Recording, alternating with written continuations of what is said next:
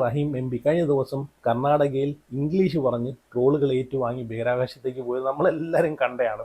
അതിനുശേഷം ജന്മനാടായിട്ടുള്ള വെഞ്ഞാറുമൂട്ടിൽ വന്നിട്ട് വേടൻ്റെ പരിപാടിയിൽ വന്നിട്ട് പിന്നെയും പ്രസംഗം നടത്തി പിന്നെയും എയറിൽ പോയിരിക്കുകയാണ്. അപ്പോൾ കഴിഞ്ഞ ദിവസം കർണാടകയിൽ ബുൾഡോസർ രാജനെതിരെ പ്രതികരിക്കുന്ന ഇംഗ്ലീഷ് വീഡിയോ ആണ്. ഇംഗ്ലീഷിൽ പ്രതികരിക്കുന്ന ഇംഗ്ലീഷ് വീഡിയോ അല്ല, ഇംഗ്ലീഷിൽ പ്രതികരിക്കുന്ന ആ ഒരു വീഡിയോ നമ്മളെല്ലാവരും കണ്ടതാണ്. ചിരിച്ച് എൻ്റെ ഊപ്പാട് വന്നുപോയി. അപ്പം ചിലപ്പം ഒരുപാട് ആളുകൾ പറയുന്നുണ്ടായിരിക്കും അയാൾക്ക് ഇംഗ്ലീഷ് അറിയാത്തതുകൊണ്ടാണല്ലോ അയാൾ ഇംഗ്ലീഷിൽ സംസാരിച്ചത്, അതിനിപ്പോൾ എന്താ ഇത്രമാത്രം കളിയാക്കാനും ട്രോളാക്കാനും എന്ന് ചോദിക്കുന്ന ആൾക്കാരോട് 10ാം ക്ലാസ്സും വെറും ഒരു 10ാം ക്ലാസ്സും കുസ്തിയുമാണെങ്കിൽ നമുക്കത് അംഗീകരിക്കാം. ഇംഗ്ലീഷ് അറിയത്തില്ലടേ, ഹിന്ദി അറിയത്തില്ലടേ എന്ന് പറഞ്ഞ് അംഗീകരിക്കാം. പക്ഷേ ഇവിടെ MA ഇംഗ്ലീഷ് LLB എന്നൊക്കെ പറഞ്ഞ് കെട്ടിത്തൂക്കി നടക്കുന്ന ഒരാൾക്ക് ഇംഗ്ലീഷിൻ്റെ ഒരു ഗ്രാമർ പോലും അറിയത്തില്ലെന്ന് വെച്ച് കഴിഞ്ഞാൽ എങ്ങനെ ചിരിക്കാതിരിക്കും, എങ്ങനെ ട്രോളാതിരിക്കും? നിങ്ങളൊന്ന് പറ. ഇവിടെ LKGയിലും UKGയിലും പഠിക്കുന്ന ഒരു കുഞ്ഞിന് വരെ ഇംഗ്ലീഷിൻ്റെ ഓരോ ഗ്രാമറും ഓരോ സംസാരിക്കാനുള്ള ഓരോ വാക്കുകളും ആ കുഞ്ഞിന് വരെ അറിയാം. അപ്പോഴാണ് ഇവിടെ MA ഇംഗ്ലീഷും LLBയും പഠിച്ച് അത് കെട്ടിത്തൂക്കിയിട്ട് നടക്കുക എന്ന് പറയുന്ന ഒരാൾക്ക് അറിയത്തില്ലെന്ന് പറയുമ്പോഴത്തേക്ക് അല്ലേ. എന്തായാലും ഞാൻ ഒരു വീഡിയോ ഇവിടെ വയ്ക്കാം. ആ ഒരു വീഡിയോ ഇംഗ്ലീഷ് സംസാരിക്കുന്ന ഒരു വീഡിയോ ഒന്ന് കാണാം. Hinji, today you visit to here. You talk to the people. What they said to you? Actually, they are real victims. This is very unfortunate and unconstitutional activity done by the Siddharamaya-led government. Can you the government of Karnataka make a audit in Karnataka city regarding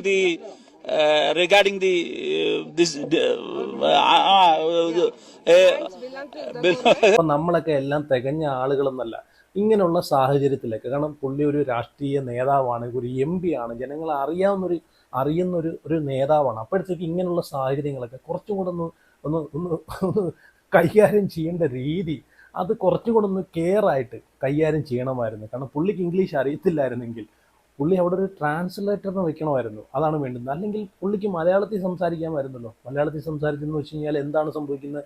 എത്രയോ ആളുകൾ ഇതുപോലെ English അറിയാത്ത ആളുകൾ, ഹിന്ദി അറിയാത്ത ആളുകൾ അവർ ലാംഗ്വേജിൽ തന്നെയല്ലേ സംസാരിക്കുന്നത് ഓരോ രാജ്യത്ത് ചെന്നിട്ട്. ഇപ്പം ആ രാജ്യത്തെ ഭാഷ തന്നെ സംസാരിക്കണം എന്താണ് ഇത്ര നിർബന്ധം? അല്ലെങ്കിൽ ഇംഗ്ലീഷ് തന്നെ സംസാരിക്കണം, അല്ലെങ്കിൽ ഹിന്ദി തന്നെ സംസാരിക്കണം, അല്ലെങ്കിൽ ചൈനയിൽ ചെന്നിട്ട് ചൈനീസ് ഭാഷ തന്നെ സംസാരിക്കണം എന്താണ് ഇത്ര നിർബന്ധം? അവരവർക്ക് അറിയാവുന്ന ഭാഷയിൽ സംസാരിച്ചാൽ പോരെ? അങ്ങനെ സംസാരിച്ചെങ്കിൽ ഇങ്ങനെ ബഹിരാകാശത്തേക്ക് പോവാമായിരുന്നോ?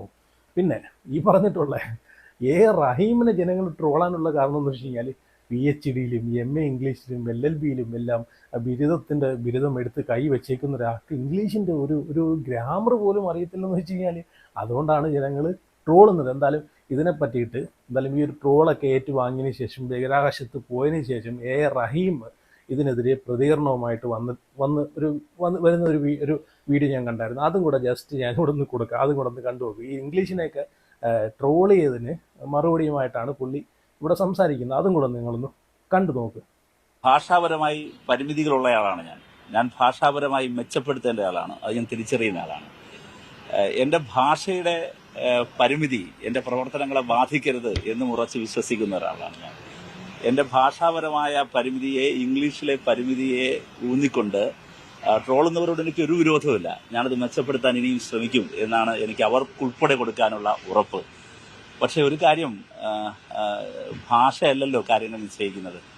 അതാണ് നമ്മുടെ രാജ്യത്ത് കാണുന്നത്. അപ്പം ഞാൻ എൻ്റെ ഭാഷ മെച്ചപ്പെടുന്നതുവരെ കാത്തിരുന്നെങ്കിൽ എനിക്ക് ഹരിയാനയിലെ നോഹിലേക്ക് എനിക്ക് എത്തിച്ചേരാൻ കഴിയില്ലായിരുന്നു. എല്ലാം ഉണ്ടാക്കി വെച്ചിട്ട് ലുട്ടാത്തു റഹീം പറയുന്നത് എന്താണ്? ഭാഷയല്ലല്ലോ കാര്യങ്ങൾ നിശ്ചയിക്കുന്നത്. ഇപ്പോൾ ഏകദേശം അവിടെ കർണാടകയിലുള്ള ജനങ്ങൾക്ക് മനസ്സിലായി കാണും, കേരളത്തിലുള്ള രാഷ്ട്രീയ നേതാക്കൾക്ക്, കേരളത്തിലുള്ള MLAക്കും മന്ത്രിക്കും മുഖ്യമന്ത്രിക്കൊന്നും ഒരു വിദ്യാഭ്യാസവും ഒരു മണ്ണാങ്കാട്ടയില്ലെന്ന് ഇതിലൂടെ തന്നെ കർണാടകയിലുള്ള ജനങ്ങൾക്ക് മനസ്സിലായി കാണും.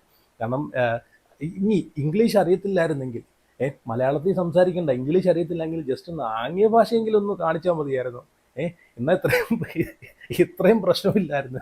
ഇത് ഇംഗ്ലീഷാണോ അതോ മലയാളമാണോ ഹിന്ദിയാണോ ആംഗ്യ ഭാഷയാണോ ഇത് എന്താന്ന് പോലും മനസ്സിലാക്കാൻ പറ്റാത്ത രീതിയിലായിപ്പോയി ഈ ഒരു ഇംഗ്ലീഷ് അല്ലേ. ഞാനതല്ല ആലോചിക്കുന്നത്, എഴുത്തും വായനയും അറിയാത്ത ഈ പുള്ളിയൊക്കെ ആരാന്നോ DYFIയുടെ ദേശീയ സെക്രട്ടറി ആക്കിയത് അല്ലേ.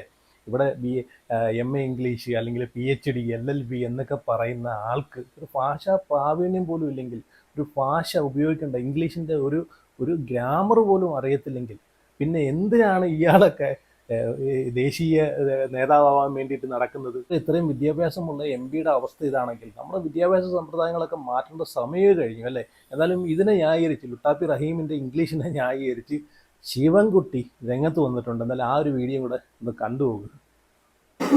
ഇംഗ്ലീഷ് അധ്യാപകനൊന്നും അല്ലല്ലോ റഹീം. റഹീമിന് അറിയാവുന്നുള്ള ഇംഗ്ലീഷിൽ കമ്മ്യൂണിക്കേറ്റ് ചെയ്യുന്ന കാര്യങ്ങൾ നമ്മളെല്ലാ ലാംഗ്വേജും അങ്ങനെയാണല്ലോ.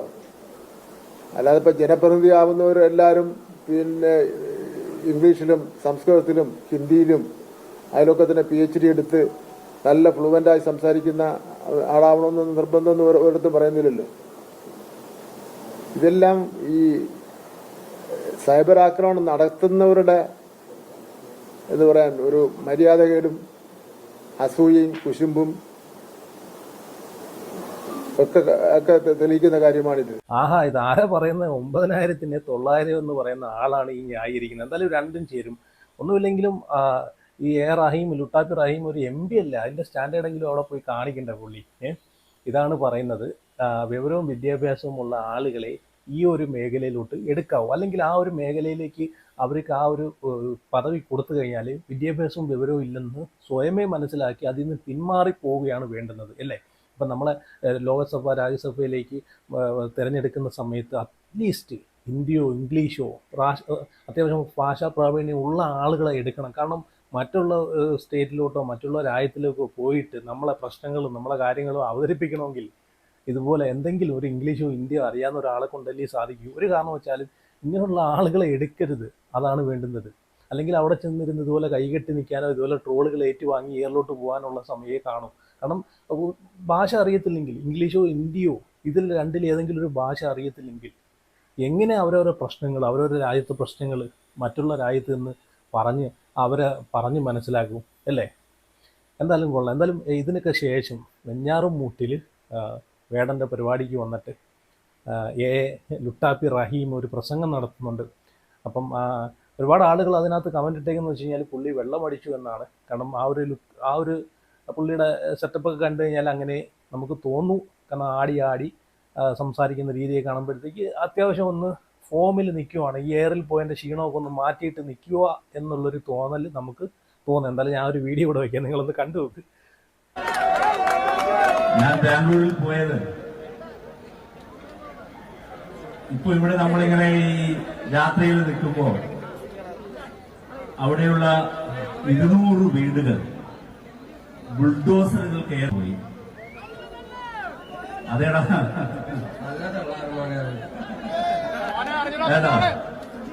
ആ ബുൾഡോസറുകൾ കയറി പോയ സ്ഥലങ്ങളിലെ ആയിരക്കണക്കിന് മനുഷ്യർ അവിടെ വഴി കിടക്കുമ്പോൾ അവിടെ പോയിട്ട് ആയിരക്കണക്കിന് മനുഷ്യർ അവിടെ വഴി കിടക്കുമ്പോൾ ഈ ഒരു പരിപാടിക്ക് ശേഷം വീണ്ടും ലുട്ടാപ്പി റഹീം എയറിലോട്ട് പോയിരിക്കുകയാണ്. വേറൊന്നുമല്ല, ആ ഒരു പരിപാടിയിൽ വന്നിട്ട്, കാരണം അതൊരു സംഗീത പരിപാടിയാണ്, അവിടെ വന്നിട്ട് അവിടെ രാഷ്ട്രീയം പറയാം. ഇപ്പോൾ വേടൻ്റെ രാഷ്ട്രീയവും കാര്യങ്ങളൊക്കെ വേടൻ പല വേദികളിലും പറയാൻ നമ്മൾ കണ്ടിട്ടുണ്ട്. വേടൻ്റെ വേറൊരു രാഷ്ട്രീയമാണ് അല്ലേ? അപ്പോൾ അവിടെ വന്നിട്ട് റഹീമിൻ്റെ രാഷ്ട്രീയം, അവിടെ ഒരു രാഷ്ട്രീയ പ്രചരണം നടത്തുന്ന പോലെ പുള്ളിയുടെ രാഷ്ട്രീയം കൊണ്ടിടാൻ നോക്കി, ബാംഗ്ലൂരത്തെ കാര്യമൊക്കെ സംസാരിക്കാൻ നോക്കി. അപ്പോഴത്തേക്കും വീണ്ടും ജനങ്ങൾ അവിടെ പ്രശ്നം ഉണ്ടാക്കി. ജനങ്ങൾ തള്ളെന്നൊക്കെ അവിടെ കിടന്ന് പറയുന്നുണ്ടായിരുന്നു. ആ വീഡിയോയിൽ വ്യക്തമായിട്ട് നമുക്ക് കാണാൻ പറ്റും. അപ്പോൾ അത് കേട്ടിട്ടുണ്ടെങ്കിൽ റഹീം പോടാ അവിടെ നിന്നൊക്കെ പറയുന്നുണ്ട്. പുള്ളി ഒരു എടുത്തഴിച്ച പോലെയൊക്കെ സംസാരിക്കുന്നുണ്ട്. അപ്പോൾ ആ ഒരു വീഡിയോയുടെ ഇടയിൽ കണ്ടു കഴിഞ്ഞാൽ നമുക്ക് മനസ്സിലാവും ഒരുപാട് കമൻറ്റുകൾ. പുള്ളി വെള്ളം അടിച്ചിട്ടാണ് നിൽക്കുന്നത്, നാവ് കുഴയുന്നു എന്നൊക്കെ പറഞ്ഞിട്ട്. അതുപോലെ വേടൻ്റെ കൂടെയാണല്ലോ കമ്പനി, കഞ്ചാവ് അടിച്ചിട്ടാണ് നിൽക്കുന്നത്, മയക്കുമരുന്ന് അടിച്ചിട്ടാണ് നിൽക്കുന്നത് എന്നൊക്കെ പറഞ്ഞ് ഇതുപോലുള്ള കമൻറ്റുകളിട്ട് ആളുകൾ പിന്നെയും ട്രോളുമാണ് ലുട്ടാപ്പി റഹീമിനെ. എന്തായാലും കൊള്ളാം. എന്തായാലും കർണാടകയിൽ പോയി ഇംഗ്ലീഷ് പറഞ്ഞ് ബഹിരാകാശത്തേക്ക് എയറിൽ കയറിയതിന് ശേഷം താഴെ ഇറങ്ങാൻ പറ്റാത്ത അവസ്ഥയിലാണ് ഇപ്പം ലുട്ടാപ്പി റഹീം നിൽക്കുന്നത്. എന്താ അല്ലേ?